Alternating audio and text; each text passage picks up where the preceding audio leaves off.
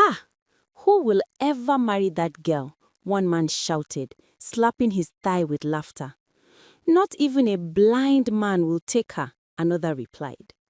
Welcome to the sweetest African folktale stories, where we bring to you the sweetest folktales to nourish your mind and soul. Don't forget to subscribe and turn on the notifications bell so we can grow together, sweet folks. The small village of Udara was known for its beauty. Tall palm trees danced gently whenever the wind passed through them. Birds sang loudly every morning as the sun rose over the red earth. Small mud houses stood in neat rows, their roofs covered with dried palm leaves. Smoke curled into the sky from cooking fires, carrying the smell of roasted yam and pepper soup. To an outsider, Udara looked peaceful and perfect. But for one girl, it was a place filled with pain. Her name was Nala. Nala lived at the far edge of the village with her father in a small mud house that leaned slightly to one side. She was much bigger than other girls her age because she loved eating too much and rarely took care of herself. Her clothes were always tight and wrinkled. Her hair was tangled most days, and many villagers complained that she smelled bad. Whenever Nala walked through the village, people stared, not with kindness, not with sympathy, but with disgust. One early morning, the sun had barely risen when women gathered around the well. Clay pots balanced perfectly on their heads as they laughed and gossiped. Suddenly, one woman nudged another. Look, she's coming. Nala walked slowly toward the well, carrying an empty bucket. Her breathing was heavy, and sweat rolled down her face. The whispers began immediately. Here comes Stinky Nala, one woman muttered. Look at that stomach, another whispered. Does she ever stop eating? Children ran past her and quickly covered their noses. Ew, she smells! Fat Nala! Fat Nala! They chanted. One boy kicked dust toward her feet, while another pulled her old wrapper and ran away laughing. Nala's hands trembled. Tears filled her eyes, but she refused to cry. She simply picked up her bucket and continued walking. As Nala reached the well, the women stepped aside quickly. Be careful, one woman said sharply. Don't let her touch the rope. Another woman covered her nose dramatically. I swear, the smell is getting worse. Nala lowered her head and quietly tied the bucket to the rope. Her arms struggled as she pulled the heavy water up from the deep well. Behind her, the gossip continued. Which man will marry that girl? One woman asked. None, another answered immediately. Even goats would run away. Laughter exploded. Nala pretended not to hear them, but every word stabbed her heart like a knife. When she finished filling her bucket, she slowly lifted it onto her head. The weight pushed her shoulders down as she began the long walk home. Near the big mango tree, a group of men sat under the shade discussing farm work. They stopped talking the moment they saw her. One man shook his head. Too fat. Another laughed. And too dirty. A third man added cruelly, if she were the last woman on earth, I would remain single forever. The men burst into laughter. Nala kept walking. Each step felt heavier than the bucket on her head. At the river later that afternoon, something worse happened. She bent down to fill her container with water. The mud near the river bank was slippery. Suddenly, her foot slid. Ah! She crashed on the ground.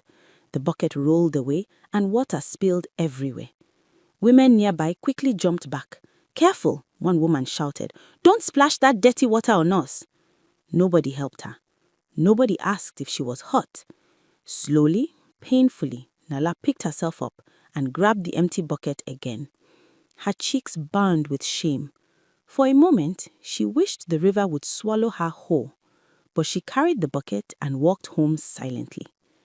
At home, Nala worked harder than anyone in the village.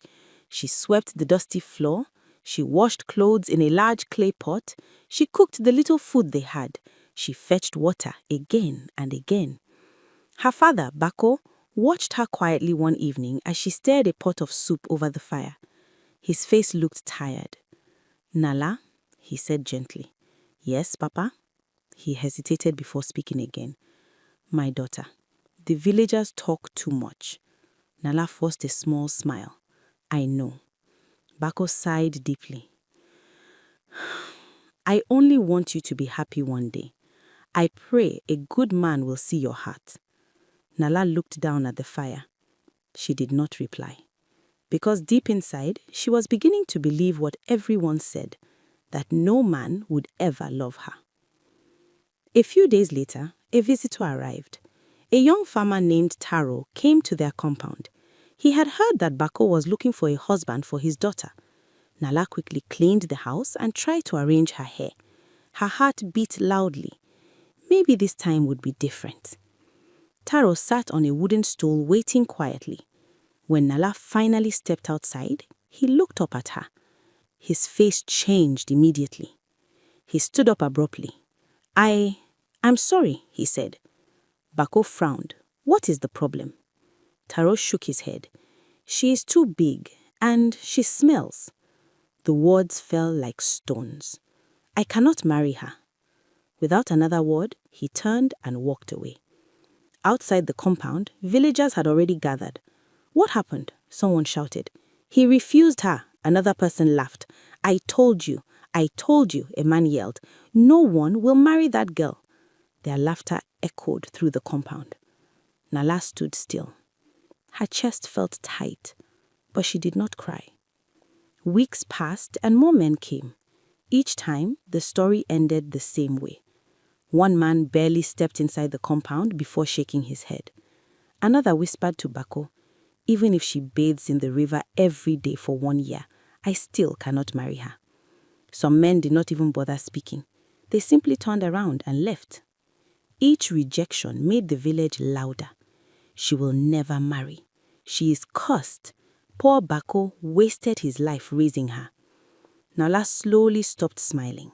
She stopped greeting people. She stopped looking anyone in the eye. Her shoulders remained low whenever she walked through the village. Then came market day. The village square exploded with colors and noise.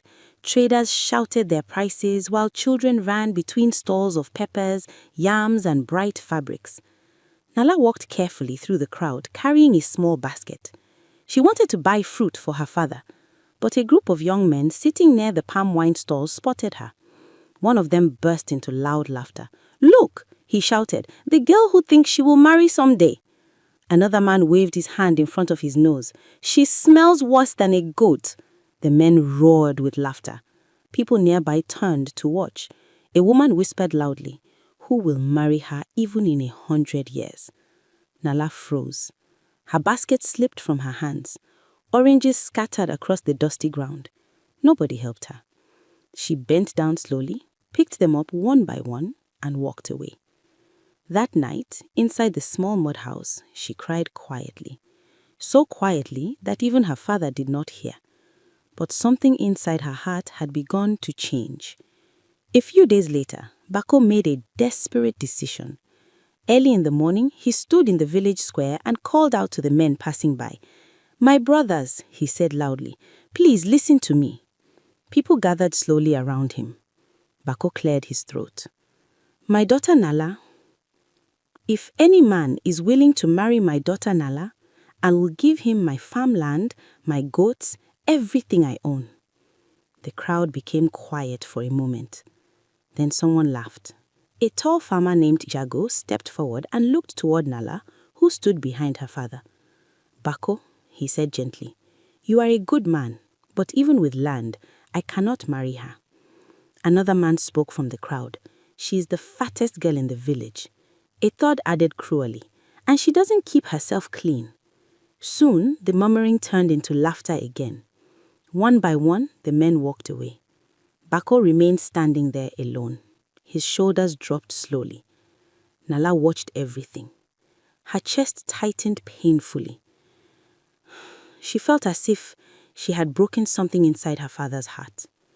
That evening, she sat outside their house, staring at the sunset. Her father came to sit beside her. My daughter, he said softly. She did not look at him. I'm sorry, Papa, she whispered. Bako shook his head quickly. No, do not say that. He placed his rough hand on her shoulder. "You are my child. Nothing will ever change that." But even as he spoke, his eyes were filled with worry, because deep down, he did not know what the future held for her. Not long after that, exciting news spread across the village. A messenger arrived one afternoon, beating a drum loudly. "Listen, listen," he shouted. People rushed out of their houses to hear the announcement. "The prince of the neighboring kingdom will soon visit Udara." Gasps filled the air. "He is searching for a bride," the messenger continued proudly. The village exploded with excitement. Girls screamed happily. Women clapped their hands. Mothers immediately began whispering to their daughters, "You must walk properly, stand straight, smile when the prince looks at you." Everywhere Nala looked, young women were preparing. New wrappers were bought. Hair was braided beautifully. Girls practiced walking slowly and gracefully. But Nala stood quietly at the edge of the crowd. She looked down at her worn clothes and tangled hair. Her heart felt empty. Later that night, she sat alone inside the dark house, holding a cracked mirror. She stared at her reflection for a long time. Tears rolled down her cheeks. "Look at you," she whispered sadly. Her voice trembled. "No prince will ever choose you." She wiped her tears slowly. Then she looked at her reflection again. But this time, something changed. Her eyes became still, determined. "I will prove them wrong," she whispered. Even she was surprised by her own words. "I will change, even if it takes everything." Outside, the wind blew gently through the palm trees. But inside Nala's heart, a small fire had begun to burn. The next morning, Nala walked through the village. A group of men sitting under the mango tree saw her and started laughing again. "Imagine the prince seeing her," one man joked. "He will run away immediately," another replied. "He will not touch her even with a long stick," a third shouted. Loud laughter followed. Nala stopped walking for a moment. The world seemed to pause around her. Then she continued walking, without saying anything. But this time, her eyes were different. They were not filled with tears. They were quiet, strong. Later that day, she walked toward the forest at the edge of the village. The forest was cool and peaceful. Tall trees blocked the harsh sunlight, and birds sang softly above. But Nala's heart was heavy. She sat on a large stone and covered her face with her hands. "I cannot live like this anymore," she whispered through tears. "I must change." She stood up and walked deeper into the forest. After a while, she reached a small clearing. There, sitting calmly on a wooden stool, was an old woman. Her hair was gray and long. Her eyes were sharp and wise. She looked at Nala quietly for a moment. "Child," she said softly, "why are you crying in my forest?" Nala wiped her face and slowly told the woman everything. The teasing, the insults, the men who refused to marry her, and the prince who was coming soon. When she finished speaking, the old woman nodded slowly. "My name is Mava," she said. She leaned forward slightly. "I can help you change, but it will not be easy." Nala's eyes widened. "What do I have to do?" she asked quickly. Mava's voice became firm. "You will sweat. You will fall. You will feel pain. Many people will laugh at you." She paused. "But if your heart is strong, you will become someone new." Nala did not hesitate. "I will do it," she said immediately. Mala studied her carefully. "Are you sure?" she asked. "Yes," she replied firmly. The old woman nodded. "Then you must stay here with me for some time. But first, your father must agree." The next morning, Nala returned home and told Bako everything. Her father listened quietly. When she finished speaking, he looked toward the forest in silence. Finally, he sighed. "My daughter, the path you want to walk will be difficult. I know, she replied, but I must try. Bako looked into her eyes. For the first time in many years, he saw determination there. Slowly, he nodded. Go, he said softly. But promise me something. What is it, Papa? No matter what happens, never forget who you are. Nala hugged him tightly. I promise. The next morning, she walked toward the forest carrying a small bag. Mava's hut was small, but filled with strange things. Bundles of dried herbs hung from the roof. Clay pots sat near the fire. The air smelled of plants and smoke. Mava handed Nala a heavy bucket. Your training begins today. Nala blinked. Training? Yes, Mava replied calmly. You will start by carrying water from the river. Nala groaned softly, but lifted the bucket. The river was far. By the time she returned, her arms were shaking violently. She dropped the bucket near the hut and collapsed on the ground. I cannot do this, she gasped. Mava looked down at her. You can, the old woman replied. You simply do not want to suffer long enough. The words stung. Nala slowly pushed herself up. Tomorrow, Mava continued, you will carry 3. Nala's eyes widened. 3? Mava nodded. If you wish to become stronger, you must go beyond what feels comfortable. Days passed, then weeks. Every day brought new challenges. Carrying firewood, lifting stones, running along the riverbank. Sometimes Nala slipped and fell in the mud. Sometimes she cried quietly from exhaustion. But each time, Mava would say the same thing. Stand up again. And slowly, little by little, Nala began to change. The hardest battle was not the training, it was the food. Mava changed Nala's meals completely. Instead of heavy plates of yam and meat, she gave her small portions of vegetables, herbs, and light soup. One afternoon, Nala's stomach growled loudly. She had just finished carrying firewood and was extremely tired. Inside the hut, she saw something that made her stop. A bowl of pounded yam and rich soup sat on the table. The smell filled the room. Her eyes widened. Oh, that smells wonderful, she whispered. She looked around. Mava was outside, gathering herbs. She picked up the bowl slowly. Her heart pounded. Just one bite, she murmured. No one will know. She lifted the food closer to her mouth. Then, suddenly, she stopped. The voices of the villagers echoed in her mind. Fat Nala. No man will ever marry her. She will never change. Her hands trembled. No, she whispered firmly. I will not let them win. Slowly, she placed the bowl back on the table. When Mava returned, she glanced at the untouched food and smiled quietly. You passed your first true test. Nala blinked in surprise. You knew? Mava chuckled quickly. I know many things. Nala laughed for the first time in weeks. It was small, but it felt good. While Nala trained in the forest, rumors began to spread in the village. People talked constantly about her. At the well one morning, a woman laughed loudly. That girl thinks she can become beautiful. Another woman scoffed. She will return the same way she left. Under the mango tree, the men were also discussing her. A man named Darrow shook his head. She is wasting her time. Another man added, some people cannot change. Among the men was someone listening quietly. His name was Rico. He was the same man who had once come to see Nala and rejected her. Curiosity filled his mind. Maybe I should see what she is doing, he muttered. One afternoon, he quietly walked into the forest. He followed the narrow path until he reached Mava's hut. Hiding behind a bush, he watched carefully. Nala was outside lifting a heavy bucket. Her hair was messy and sweat covered her face.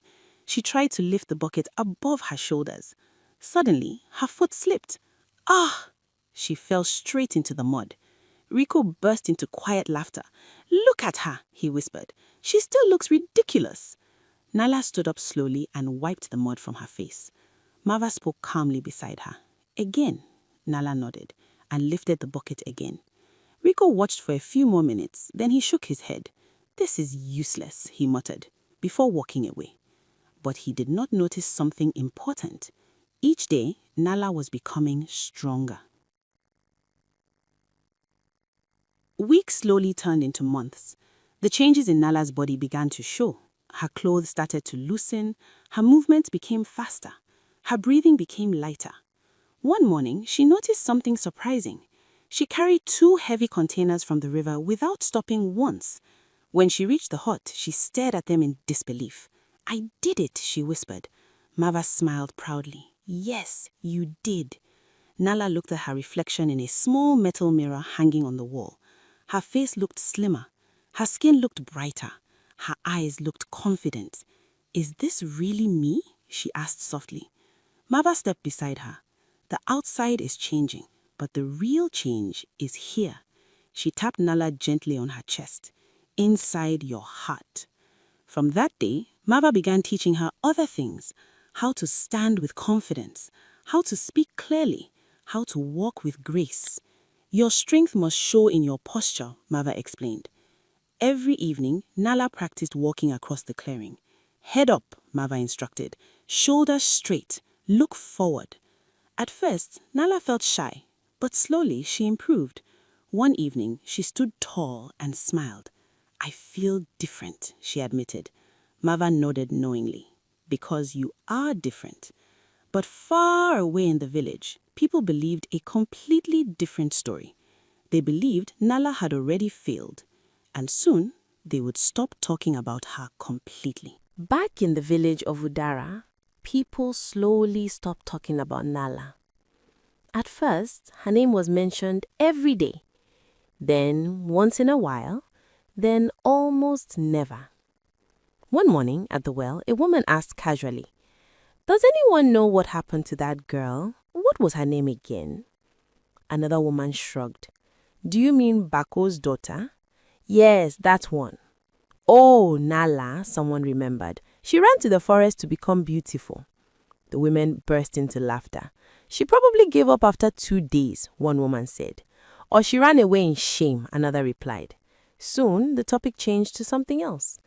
Life in the village continued normally. Market days came and went. Drums played during small festivals. Children chased each other through the dusty paths. And slowly, it felt as if Nala had never existed. But one person never forgot her: her father. Every morning, Bako stood outside their small mud house and looked toward the forest. He said nothing to anyone. He simply whispered a quiet prayer: "My child, be strong." Sometimes neighbors would ask him, "Have you heard from your daughter?" Bako would shake his head slowly. No. But inside his heart, he still believed she would return. Meanwhile, deep in the forest, Nala was still training, still running, still lifting, still growing stronger. While the village forgot about her, she was quietly preparing for something greater. Months passed. One afternoon, loud drums suddenly echoed across the village. Boom, boom, boom. A messenger ran into the square shouting excitedly, "The prince is coming!" People rushed out of their homes. "The prince from the great kingdom nearby will arrive tomorrow," the messenger announced. "He will choose a bride from Udara." Excitement spread like fire. Girls screamed happily. Women immediately started preparing their daughters. "Stand properly," one mother advised. "Smile gently," another advised. "Do not speak unless the prince speaks first." The entire village buzzed with energy. Girls tried on their best wrappers. Hair was braided beautifully. Jewelry was polished until it shone in the sun. But among the excitement, someone suddenly laughed. "Good thing Nala is gone." Another man chuckled. "Imagine if she showed up tomorrow." The crowd laughed loudly. "That would scare the prince away." Everyone felt confident. Every family believed their daughter had a chance, because the girl they once mocked had completely disappeared from their minds. Or so they thought. The next morning, the village square looked like a festival. Bright cloth decorations hung between palm trees. Palm leaves covered the entrance of the square. Drummers sat proudly at one side, beating their drums rhythmically. Boom, boom, boom. Villagers gathered everywhere. Men stood in groups whispering. Women adjusted their daughters' clothing. The young women lined up neatly in a long row. Each one stood proudly. Each one hoped to be chosen. Suddenly, the sound of horses approached. The prince had arrived. He rode into the square with several guards behind him. He stepped down from his horse calmly. The villagers bowed respectfully. The prince was tall and confident. His eyes were sharp but kind. An elder stepped forward and spoke. "Welcome, Your Highness. The daughters of our village stand before you." The prince nodded. "Thank you," he replied. He began walking slowly along the line of young women.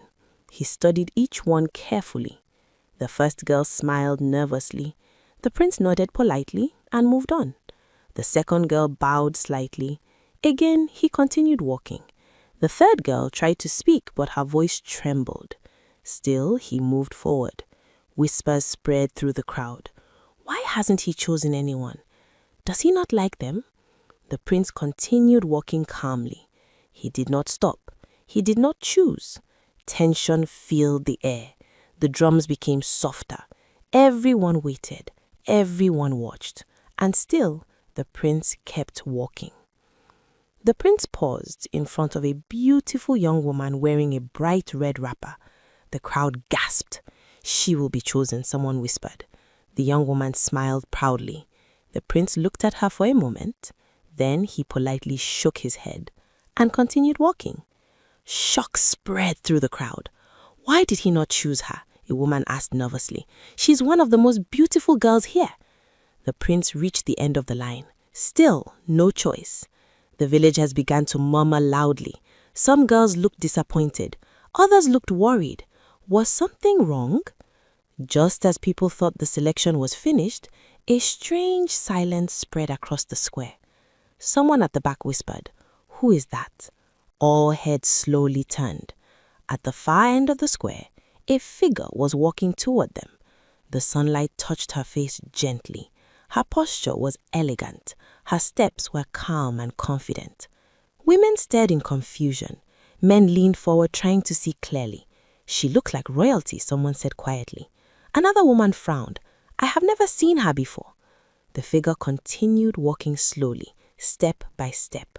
Then suddenly, one old woman gasped loudly. "Wait!" Her voice trembled. "No, it cannot be." More people looked closer. Their eyes widened. Their mouths slowly opened in shock, because the woman walking toward them was someone they thought they would never see again. It was Nala. The entire village froze. Nobody spoke. Nobody moved. Even the drummers slowly stopped beating their drums. All eyes were focused on the woman calmly walking into the square. Is that really her?" one man whispered. "It cannot be," another replied nervously. But the closer she came, the clearer it became. It was Nala. Yet she was no longer the girl they remembered. Her body was slimmer and strong. Her skin looked bright and healthy. Her hair was neatly braided, falling gently over her shoulders. Her clothes were simple but clean and elegant. Most striking of all was the way she carried herself. Her back was straight. Her steps were steady. Her eyes were calm. The same men who once mocked her now stared in silence. One of them, Darrow, swallowed hard. That is the same girl we mocked," he murmured. A woman near the well covered her mouth. "She has changed completely." Children who once ran from her now stared in wonder. Nala did not look angry. She did not glare at anyone. She simply walked past them, her head held high, her expression peaceful. From the edge of the crowd, Bako stepped forward slowly. At first, he could not speak. Tears filled his eyes. "My child," he whispered. Nala turned slightly and smiled softly at him. Then she continued walking toward the center of the square, where the prince stood waiting. The prince watched her carefully as she approached. The entire square was silent. He studied her posture, her calm face, and the quiet confidence in her eyes. Then he turned toward the villagers again. "Who is this woman?" he asked. Nobody answered at first. People shifted nervously. Finally, an elderly man spoke softly. "Your Highness, that is Nala." The prince looked surprised. "Nala," he repeated. Another woman quickly added, "She grew up in this village." The prince glanced back at her again. "This woman?" "Yes," the elder replied. "But she left many months ago." The prince nodded slowly. Then he began walking again. But this time, he did not walk along the line of women. Instead, he walked directly toward Nala. The villagers held their breath. Each step felt louder than the last. He passed every other girl without stopping. Whispers spread quickly. "He is going to her. Is he really choosing Nala? This cannot be happening." Some of the men who once mocked her lowered their heads in embarrassment. They couldn't even look at her now. But Nala stood calmly. She did not move. She did not look nervous. She simply waited. Then the prince stopped in front of her. The entire square fell completely silent. For a few seconds, nobody spoke. The prince studied her face carefully. Then he smiled. "What is your name?" he asked gently. "Nala," she answered clearly. Her voice was calm and confident. The prince nodded. "Your presence is different from everyone here," he said. "You stand with strength and peace." Nala bowed her head slightly. "I have learned many lessons," she replied. The prince turned toward the villagers again. "I have walked through your village," he said loudly. "I have looked at every young woman." People leaned forward anxiously. Then the prince spoke the words that shocked everyone. "I choose her." Gasps exploded across the square. "What? Nala?" Some women nearly dropped their baskets. Men stared in disbelief. The same people who once mocked her now looked completely stunned. Daro said to the man beside him, "We mocked her." The man nodded slowly. "And now the prince chooses her." Near the back of the crowd, Mava stood quietly watching. A proud smile appeared on her face. She had known this moment would come. Meanwhile, Bako fell to his knees with tears streaming down his cheeks. "My child," he cried softly. Nala looked at him and smiled again. But this time, her smile carried the strength of everything she had overcome. The drums began to beat again, but this time they sounded louder and more joyful than before. Boom, boom, boom. Villagers began to clap slowly. Some still looked shocked. Others felt deep shame. One woman whispered to her friend, "We mocked her for years." Her friend sighed. "And now she will become a queen?" The prince stepped closer to Nala and gently held her hand. "Will you come with me to my kingdom?" he asked. Nala looked around the village one last time. She saw the same people who once insulted her, the same paths where children chased her away, the same square where she had once been humiliated. But she felt no anger, no bitterness, only peace. "Yes," she answered softly, "I will come." The villagers watched quietly as she stood beside the prince. The girl they once called useless was now the one leaving with royalty. Even the men who had rejected her could only shake their heads in disbelief. Life had changed in a way none of them expected, and the story of Nala would be remembered in Udara for many years. The wedding between Nala and the prince was celebrated with great joy. It took place in the prince's kingdom, where people traveled from many villages to witness the event. Colorful fabrics decorated the palace courtyard. Drums played loudly while dancers filled the air with energy and laughter. When Nala entered the ceremony, everyone admired her, not just for her beauty, but for the strength and dignity she carried. The prince stood proudly beside her. From that day forward, Nala lived in the royal palace as the prince's wife. But she never forgot where she came from. She remembered the pain, the insults, the long days of training in the forest. Most of all, she remembered the lesson she had learned. True change does not happen overnight. It comes from courage, discipline, and the refusal to give up. Years later, Nala returned to visit her village. When the people saw her, they greeted her with respect. The same villagers who once mocked her now bowed their heads. Bako walked proudly beside her daughter, tears shining in his eyes. "My child," he said softly, "you proved them all wrong." Nala smiled gently. "It was never about proving them wrong. It was about believing in myself." And from that day forward, the story of Nala spread far beyond the village of Udara.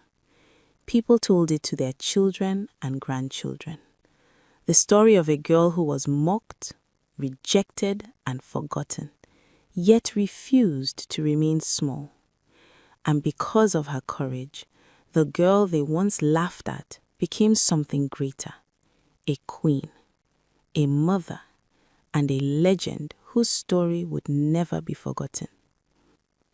Thank you for watching, sweet folks. If you enjoy this story, don't forget to like and subscribe so you don't miss out on our sweet and captivating stories we've in store for you on this channel.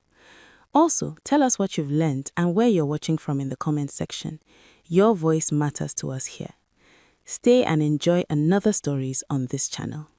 We remain the #1 sweetest African folk tales. Love you, sweet folks.